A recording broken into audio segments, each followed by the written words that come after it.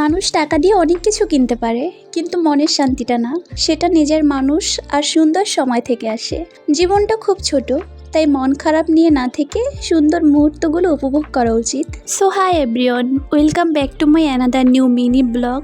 আশা করি তোমরা সবাই অনেক ভালো আছো। আলহামদুলিল্লাহ, আমরাও ভালো আছি। তো আজকে আমি তোমাদের সাথে একটা ছোট মিনি ব্লগ শেয়ার করব। আশা করি ভিডিওটি স্কিপ না করে শেষ পর্যন্ত দেখবে।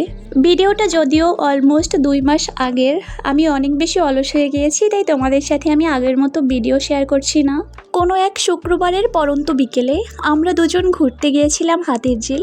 আমার কাছে রিক্সাতে ঘুরতেই বেশি ভালো লাগে, তাই আমরা রিক্সা নিয়ে চলে গিয়েছিলাম হাতির ঝিল।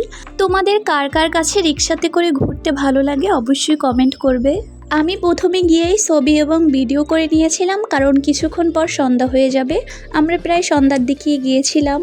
আমরা ওই দিন ক্যামেরাম্যান দিয়ে ছবি তুলেছিলাম। দেন আমাদের ফোন ক্যামেরার থেকেও তার ক্যামেরা অনেক বেশি খারাপ ছিল, ছবি অনেক বাজে এসেছে।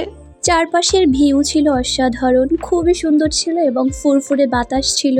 আমি একটু বসে বসে চারপাশের ভিউ উপভোগ করতেছিলাম। দেন আমার হাজব্যান্ড আমার জন্য পাঁপড় নিয়ে আসলো। আমি এখানে বসে বসে পাঁপড় খাচ্ছিলাম, দেন চারপাশের ভিউ উপভোগ করতেছিলাম। তো আমি পাঁপড় হাতে নিয়ে চলে গিয়েছিলাম একটু সামনে যেতেই আমার সব থেকে পছন্দের খাবার চোখে পড়লো, সেটা হচ্ছে কাঁচা আম। তাই আমি আর লোভ সামলাতে না পেরে ওখানে বসে আমি কাঁচা আম খেয়েছিলাম। দেন আমি একটু সামনে চলে এসেছিলাম। এখানে বাচ্চাদের অনেক রকমের খেলনা ছিল, কিন্তু আমি খেলনাগুলো স্কিপ করলাম, কারণ আমাদের কোনো খেলনার প্রয়োজন নেই। আপাতত আমাদের বাসায় কোনো বাচ্চা নেই। অনেকক্ষণ ঘোরাঘুরির পরে আমরা খেয়ে নিয়েছিলাম কলার শরবত। যদিও আমি কলার শরবত খাইনি, আমার হাজব্যান্ড খেয়েছিল, আমার কাছে অতটা ভালো লাগেনি।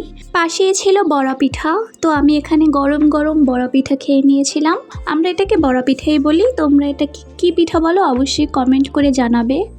মিষ্টির জিনিস খাওয়ার পরে আমার অনেক বেশি ঝাল খেতে মন চাচ্ছিল, তো আমরা এখানে ফুচকা অর্ডার দিয়েছিলাম, কিন্তু মামা ভুল করে আমাদেরকে বেলপুরি দিয়ে দিয়েছিল। তো আমরা এটাকে না ফেরত দিয়ে আমরা বেলপুরি খেয়ে নিয়েছিলাম। সত্যি বলতে মামার হাতের বেলপুরি অনেক বেশি মজার ছিল, একদম ঝাল ঝাল করে। একটু সামনে যেতে আমার চোখ পড়লো হালিমের উপরে। হালিমটা দেখতে অনেক বেশি মজাদার মনে হচ্ছিল। তারপর আমি এখানে এক বাটি হালিম নিয়ে নিয়েছিলাম। হালিমটা দেখতে যেমন মজাদার ছিল, খেতেও কিন্তু দারুণ ছিল। দেন আমি হালিম খেয়ে রাস্তা দিয়ে হেঁটে হেঁটে বাসায় যাচ্ছিলাম। তো আমার চোখ পড়লো এই ছোট ছোট হাঁড়ি পাতিলের উপরে। তো আমি এখান থেকে কিছু কিনে নিয়েছিলাম। 20 টাকা করে পিস ছিল, 10 টাকা করে পিস ছিল, খুবই সুন্দর ছিল। আমি একটা মাটি দিয়ে খুব সুন্দর একটা ছোট চুলাও বানিয়েছি। দেন আমি একদিন তোমাদেরকে ছোট হাঁড়ি পাতিলে রান্না করে দেখাবো। বিয়ের পর কেন জানি না আমার শুধু হাঁড়ি পাতিলের উপরেই চোখ পড়ে। এখানে খুবই সুন্দর সুন্দর বাটি ছিল, মগ ছিল, কিন্তু দাম অনুযায়ী কোয়ালিটি অনেক বেশি খারাপ ছিল, তাই আমি এখান থেকে কোনো কিছু নেইনি। তো এই ছিল আজকে আমার ছোট একটা মিনি ব্লগ। আশা করি ভিডিওটা তোমাদের কাছে ভালো লাগবে।